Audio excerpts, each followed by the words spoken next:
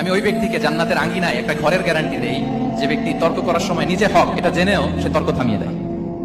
অনেক সময় হয় না, অনেকে পায়ে পাড়া দিয়ে ঝগড়া করতে আসে, এরকম আসলে নাই? আপনি চুপচাপ দেখবেন একটা বাজে কমেন্টস করতেছে, আবার কমেন্টের নিচে কমেন্ট, আবার গালি, হ্যাঁ আছে না এরকম? বিষ্ণু বলেন নিজে হক এটা জানার পরেও আর যাতে তর্ক না বাড়ে, যে তর্ক থামিয়ে দেয় জান্নাতের আঙ্গিনায় তাকে আমি একটা ঘরের গ্যারান্টি দেই। ওবিবাইতিন ফি ওয়াসাতিল জান্নাতি লিমান তারাকাল কাযিবা ওয়া ইন কানা মাযিআন। আর ওই ব্যক্তিকে আমি জান্নাতের মাঝখানে একটা ঘরের গ্যারান্টি দেই যে ব্যক্তি কৌতুক করার সময়ও মিথ্যা পরিহার করে।